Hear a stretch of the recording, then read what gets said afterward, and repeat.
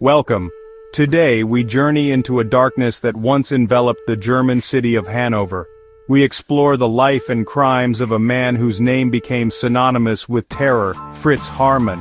Born Friedrich Heinrich Karl Haarmann, he was not a creature of myth but a chilling reality of early 20th century Europe. His historical significance lies not only in the brutality of his acts, but also in the societal vulnerabilities they exposed. Haarmann's story is a grim chapter, yet one that offers profound insights into human nature and the societal structures that can, at times, fail to protect the most vulnerable. His reign of terror, unfolding in the turbulent aftermath of the First World War, earned him several chilling epithets: the Butcher of Hanover, the Werewolf of Hanover, and the Vampire of Hanover. These names, born from public fear and journalistic sensationalism, hint at the gruesome nature of his crimes, which involved the murder of at least 24 young men and boys. He preyed upon those adrift in a society struggling with economic collapse and social upheaval, luring them with false promises of food, shelter, or work, only to subject them to unimaginable horrors. Understanding Fritz Haarmann is to understand a particular confluence of individual pathology and historical circumstance.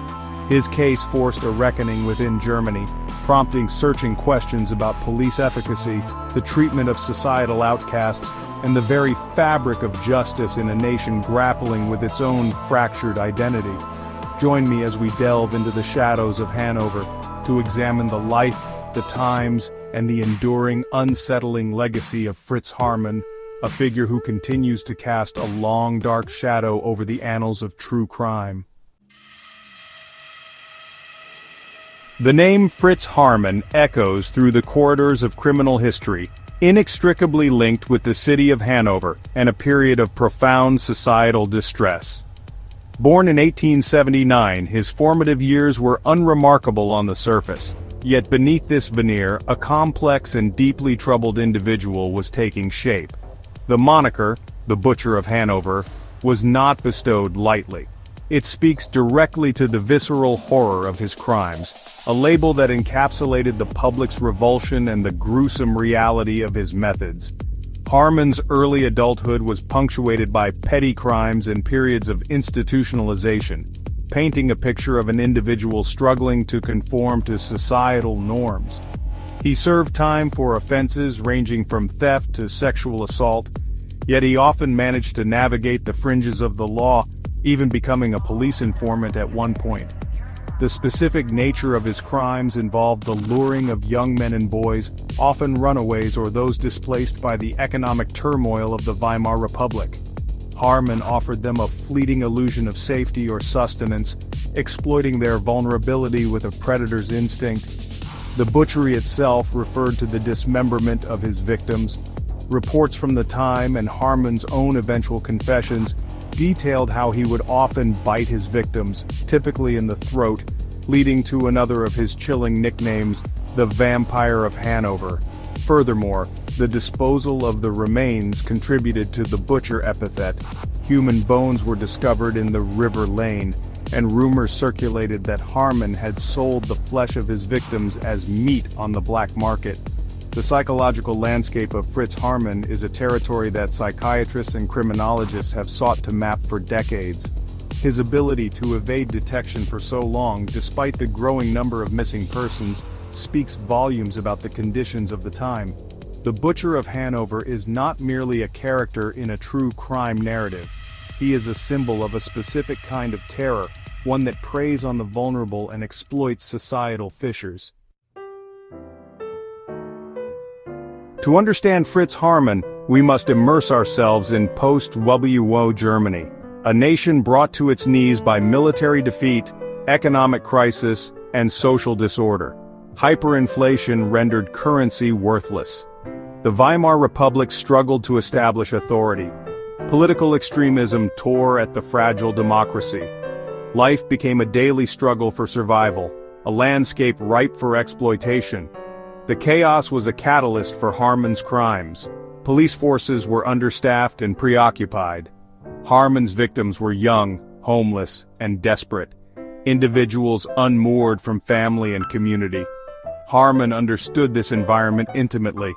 He offered simple comforts to those who had nothing. Desperation made his false promises irresistible. Economic devastation played a role in his ghastly trade. The psychological impact of the war was profound. A generation brutalized by conflict. Anonymity in large, disorganized urban centers. People constantly moving, seeking work, fleeing hardship. Haarmann thrived in the twilight zones of a society in transition. Chapter 3. The net begins to close. Whispers and vanishing youth. Fritz Haarmann moved through Hanover like a phantom, leaving a trail of devastation. But even the most cunning predator cannot operate indefinitely without raising suspicion. Young men vanishing near the railway station formed a disturbing pattern. Whispers grew louder, fueled by fear and horrifying realization. Haarmann's victims were often transient, their absence noted by worried parents. The community and authorities began to take notice. Missing persons reports started to accumulate. Initial investigations were hampered by the chaotic environment. Rumors linked the disappearances to Fritz Haarmann, who frequented the railway station. The discovery of human bones was crucial. Children and workmen found skeletal remains near the river lane. These were the first tangible pieces of evidence of a serial killer. The local press began to pick up on these discoveries. Articles spoke of a mystery murderer or a werewolf haunting Hanover. Parents warned their sons to be wary of strangers.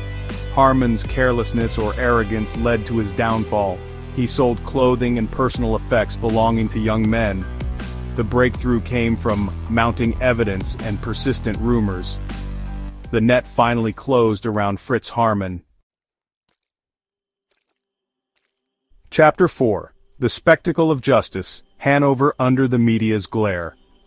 The arrest of Fritz Haarmann in the summer of 1924 did not quell the public's fascination or fear. Rather, it ignited a firestorm. As details of his alleged crimes began to leak, the case seized the imagination of Germany. The subsequent trial held in December of that year was not merely a legal proceeding, it became a national spectacle. Newspapers from across the country, and indeed internationally, dispatched their keenest reporters to Hanover. The courtroom was packed daily, not just with legal professionals and witnesses, but with journalists scribbling furiously in their notebooks. Haarmann, the butcher, werewolf, and vampire, was now the unwilling star of Germany's most sensational trial. The media coverage was intense and often highly sensationalized. Headlines screamed the latest gruesome revelations. Haarmann himself seemed at times to revel in the attention. His behavior in court was erratic, sometimes calm and cooperative, at other times defiant or seemingly detached. He confessed to numerous murders, his accounts chillingly matter-of-fact. The prosecution laid out its case methodically, presenting evidence of the human remains found, the belongings of victims traced back to Haarmann. The defense, faced with overwhelming evidence and Haarmann's own confessions, focused largely on his mental state. The trial also brought Haarmann's alleged accomplice, Hans Granz, into the spotlight. Public perception of Haarmann was overwhelmingly one of revulsion and condemnation. The trial served as a catharsis for Hanover and for Germany. It was a public reckoning with the darkness that had festered in their midst. The extensive press coverage also meant that the Haarmann case became a reference point, a benchmark for extreme criminality. Ultimately, the trial concluded with the verdict the public largely expected and demanded. Fritz Haarmann was found guilty of multiple counts of murder and sentenced to death. Chapter 5. Echoes in the Halls of Power, Policing Under Scrutiny. The conviction of Fritz Haarmann closed a grim chapter, but his crimes sparked national debates on police effectiveness. How could Haarmann operate for years unnoticed? The fragmented policing in Weimar Germany faced scrutiny. Calls for police reform and better interagency cooperation emerged, highlighting the need for scientific methods and resources. The Haarmann case eroded public trust and spurred discussions on crime, deviance, and mental illness.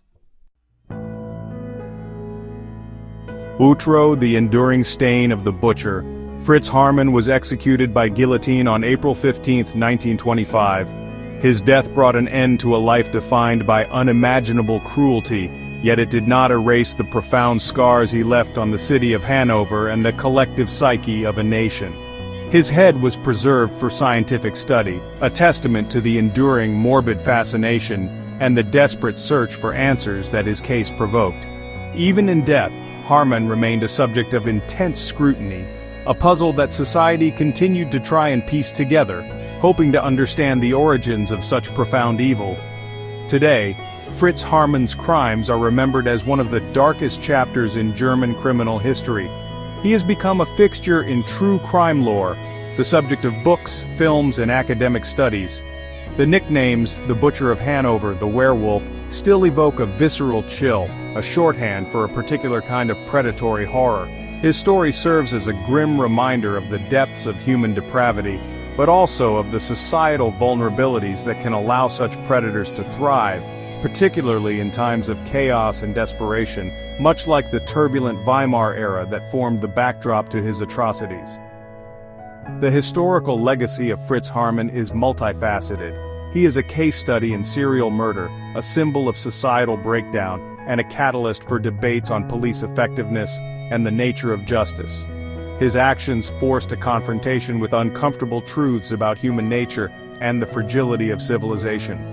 More than just a monster, Haarmann remains a haunting testament to the darkness that can lurk beneath the surface of ordinary life, a lasting stain on the memory of a city, and a chilling echo from a troubled past that continues to caution and inform our understanding of crime and its impact.